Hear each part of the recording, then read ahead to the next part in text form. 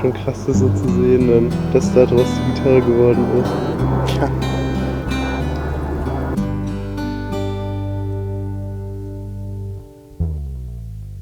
Also, was sind deine ersten Erinnerungen an das Grundstück von deinem Opa? Meine ersten Erinnerungen an das Grundstück, also es war mein Uropa, der hat hier gewohnt in dem Haus. Und was eine Erinnerung ist, die jetzt auch wieder in mir aufgelebt hat, als ich diese Aktion gemacht habe, war, dass wir zusammen da Heu gesenzt haben. Also die hatten halt so Tiere und dann bist du immer ganz früh morgens aufgestanden, so sagen wir um 4 Uhr. Und dann hast du so einen Tag vorher diese Sense gedengelt.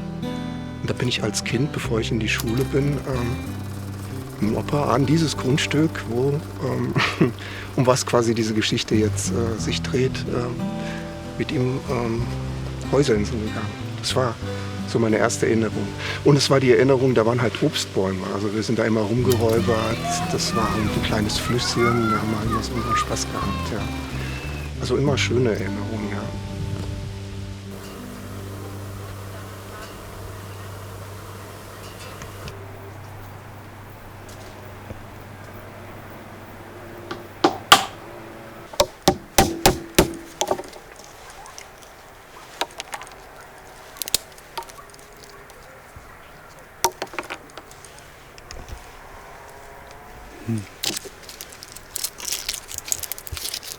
Geil.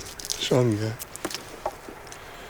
Wenn du hier als Kind aufwächst, dann hast du halt einen ganz krassen Bezug zur Natur. Und den habe ich heute noch. Also ich kann ja heute echt am liebsten irgendwo unterm Baum an irgendeinem See, fühle ich mich am meisten Mensch als sonst wo, ja.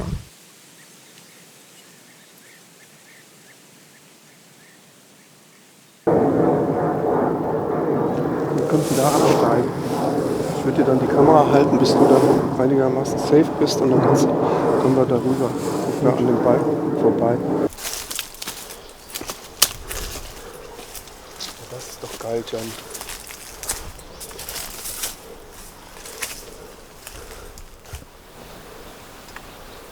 Erzähl mal von den Bäumen, die dort standen. Ja, das war ja dann tatsächlich so, dass eines Tages die Gemeinde auf meine Urgroßeltern zukam, hat gemeint, wir machen jetzt eine Flussbegradigung. Das wird dann halt alles gerade gemacht, dass das Wasser besser ablaufen kann. Und da standen halt Erlenbäume, ja. Und die mussten gefällt werden. Und die haben wir dann quasi hier aufs Grundstück geschleppt bei uns. Und mein Opa, der auch so ein totaler Holzmensch war, der hat das aufsägen lassen. Ja. Also da war ich noch in der Schule, da war ich so 15, 16. Da war ich noch lange davon entfernt, irgendwie Gitarrenbauer zu werden.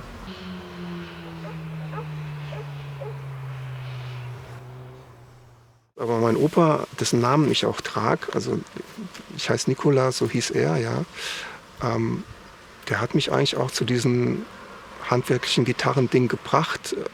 Nicht indem er gesagt hat, mach das mal, das macht Spaß, sondern indem ich ihm halt immer zugeschaut habe. Ja. Er war eigentlich Buchhalter und hat in seiner Freizeit Geigen restauriert. Die hat er vom Flohmarkt gekauft und dann bei uns im Gallus in Frankfurt auf dem Küchentisch so restauriert. Und ich habe das immer geliebt, diese Handbewegung, das war wie so Tanzen mit den Fingern und dem Werkzeug. Und das hat mich immer fasziniert. Das ist das, was so kleine Kinder auch haben. Und der ist sicherlich zum größten Teil dafür verantwortlich, dass ich einmal so ein Mensch bin, wie ich bin und auch, dass ich dieses Handwerk ausübe. Ja.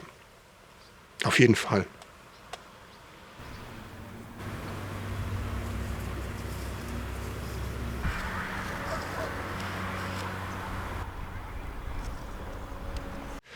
Aber fällt mir gerade ein, kleine Side-Story, als es hier auf dem Grundstück als Rundholz noch lag, habe ich daraus eine Skulptur gehauen. Also wirklich mit bloßen Händen, mit einer Axt, einem stumpfen Steckbeitel und so einer schäbigen alten Motorsäge, die wirklich lebensgefährlich war.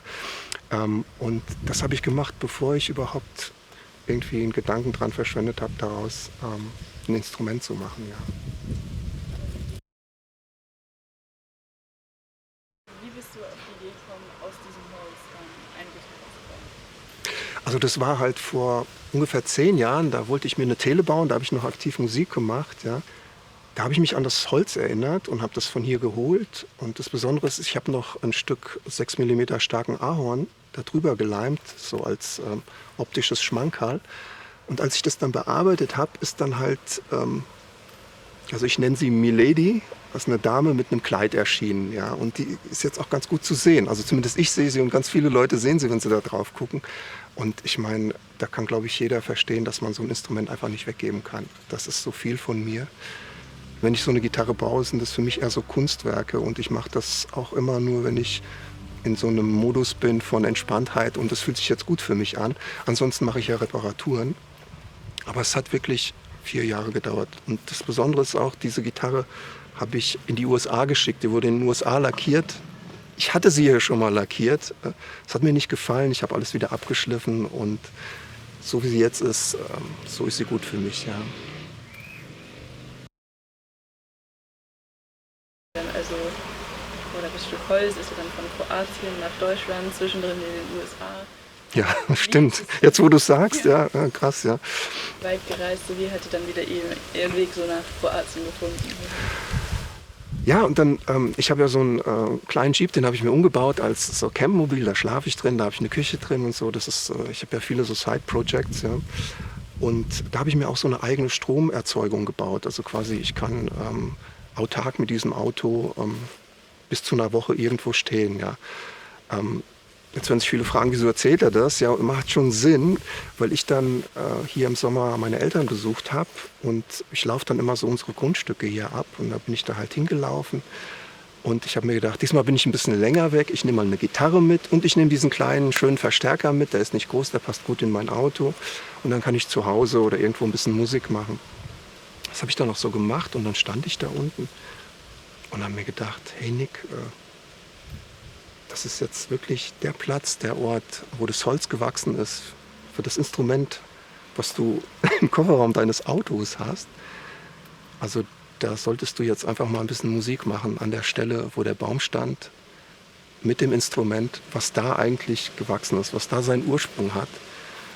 Und dieser Verstärker war halt in dem Sinne absolut notwendig dafür. Also als ich den habe bauen lassen und als ich das hatte, hatte ich diesen Gedanken gar nicht. Ja, aber dann war das für mich sofort klar, so bam, autarke Stromerzeugung, weil da gibt es keinen Strom, das ist ein Feld. Ja, also habe ich quasi diesen Stromerzeuger dahingestellt, den Verstärker oben drauf und habe umgeben von gefühlt 5 Milliarden Mücken einfach ein bisschen Gitarre gespielt an dem Platz, wo die Gitarre entstanden ist. Auf dem Grundstück meiner Urgroßeltern, wo ich als Kind gespielt habe. Fühlt sich jetzt auch echt krass für mich an, so drüber zu quatschen, vor allem von der Kamera und an dem Ort, wo eigentlich so alles angefangen hat. Also hier habe ich dann auch, oder hier hat der Großvater auch immer die Sense geklöppelt, auf dem Stuhl, an dem Platz vor der Hütte. Hier stand mal so ein Pflaumenbaum, da waren so Hölzer dran. Und genauso habe ich das auch gemacht. Das war schon so ein Flashback zurück, ja. Also das war ein schöner Trip, so ein Seelentrip, ja.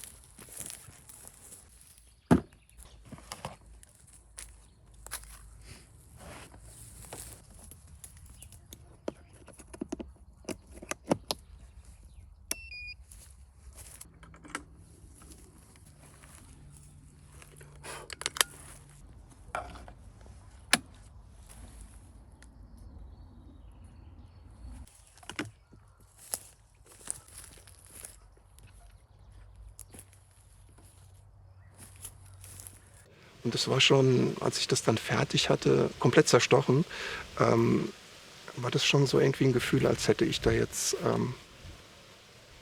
also nicht, weil ich es bin, aber als hätte sich da irgendwas geschlossen. Als wäre jetzt hier eine Geschichte, die das muss man sich mal überlegen, vor 33 oder 35 Jahren angefangen hat, mit dem Fällen dieser Bäume.